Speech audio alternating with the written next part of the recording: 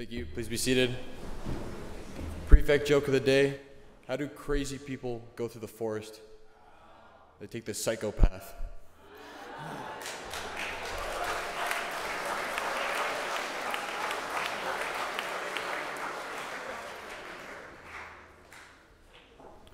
Thank you, Dean. Good morning, everyone, and happy first day of summer. Today is the summer solstice, of course, and we'll start with singing Morning Has Broken, hymn number 27. Please stand.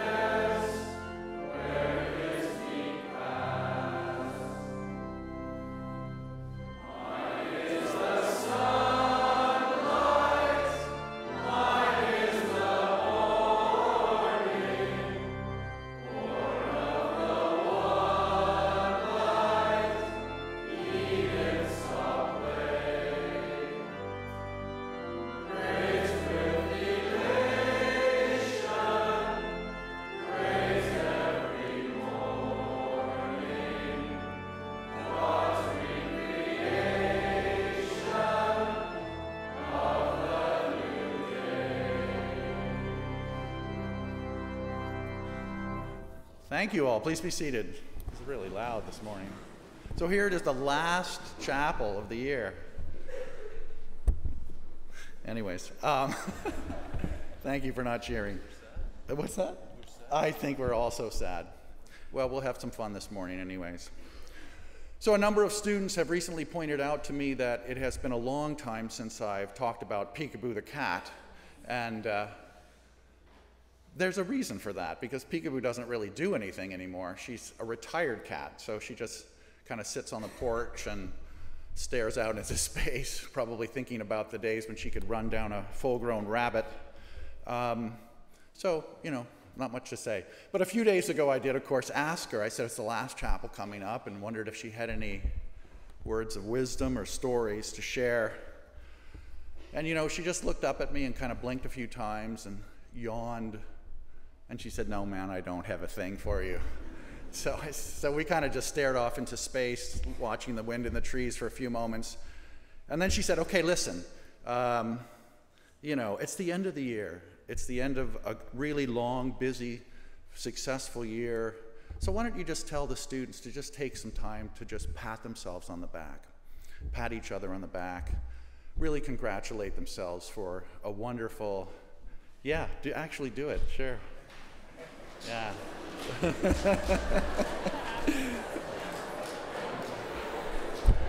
Good job. Yeah, so that was Peekaboo's idea, you know. She said remind them that they should feel proud of their accomplishments and should just let go of any little regrets or disappointments that they might still have about the year. You know, she said cats are good at this. That's why they're so serene. They just let go of all their regrets. You know, what's done is done, Peekaboo said. There's enough to be grateful for, and focusing on the things that didn't go right, you know, is kind of like a waste of time. The good things always outweigh the bad. So that's it. I passed this little piece of wisdom from Peekaboo on with my full endorsement of the message. And when Peeky had said her little speech, she said, I keep hearing you say to Celinda how great the singing is this year, so why don't you just sing a little bit more than usual? And I thought that was a good idea too. So why don't we do that? Sing a little bit. Now, I just had a conversation with Mr. Lupton and Mr. Conley, who insist that we have kind of done Callanland to death. They said that we've just overdone it. Who thinks that? Who thinks we should do Callanland today, this morning? Oh, well, maybe they're right. Well, we're going to sing it anyways. One last time.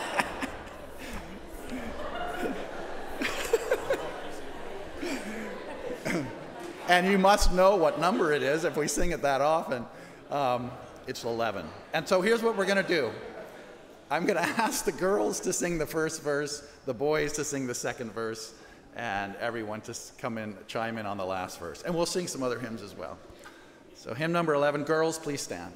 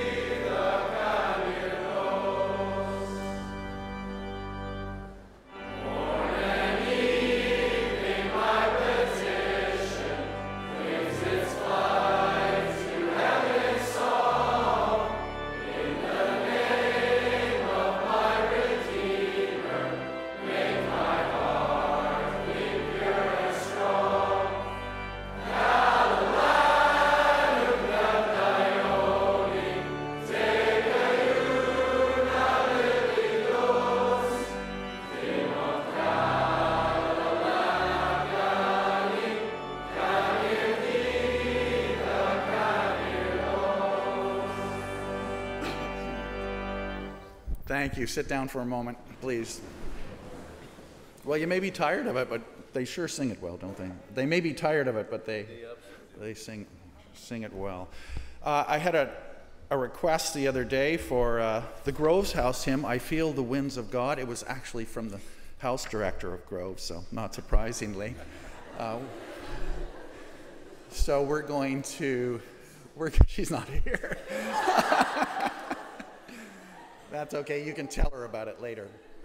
So why don't we, at number 4, I Feel the Winds of God, and what we'll do this time is we'll have the staff, see how many staff are here, we'll have the staff sing the first verse, the students sing the second verse, and then we'll all sing the last verse. Staff, hymn number 4.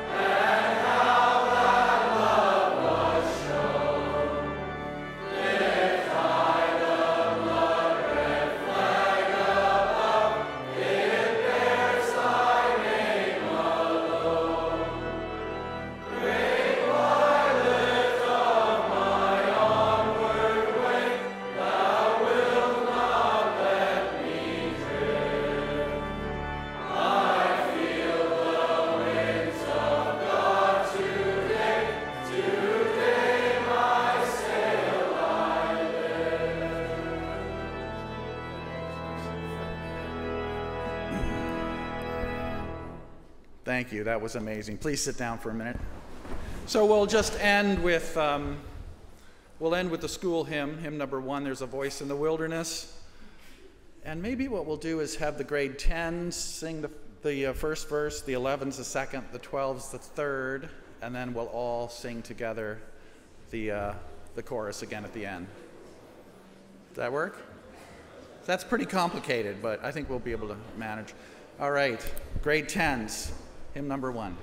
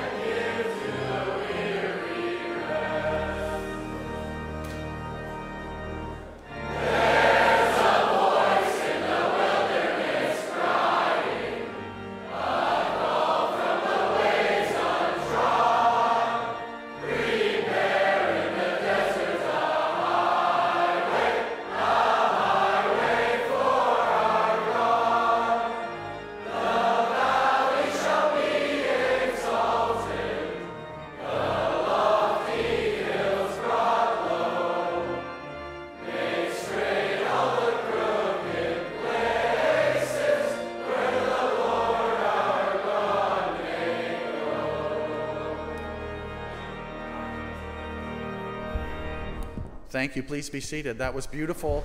It was loud, but it was musical, so thank you. So there's lots of ways to get out of writing a chapel talk. That's just one of them. So thank you all this morning. Mrs. Ferris just reminded me that today is a day to recognize Aboriginal peoples of Canada, so something to keep in mind as you go through your day. And it is the last chapel, so I just want to thank you all so much for being such an amazing, the best congregation, Anglican congregation or any kind of congregation in Canada. You're the best, so thank you, all of you.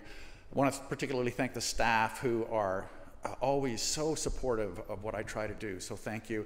And of course, on this last chapel, thank Mr. Robertson, who has been unflaggingly supportive. The chapel wouldn't work without Mr. Robertson's continual enthusiasm and support, so thank you. And I just also want to, yes.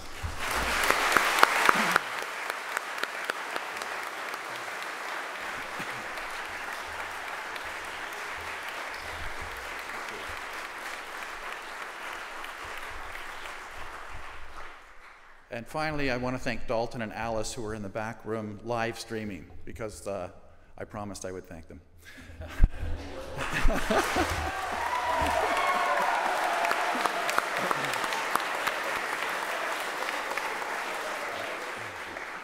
So thank you all. Have a wonderful, wonderful summer, those of you who are coming back. Excuse me. And I'll see the grade 12s on Saturday. Well, I'll see you all in the next few days. Have a great final few days. So the only person that the Rev hasn't thanked, of course, is the Rev himself. And you've heard me say before that we are so privileged to have this man lead us and create what he creates in here for us. So let's recognize our special.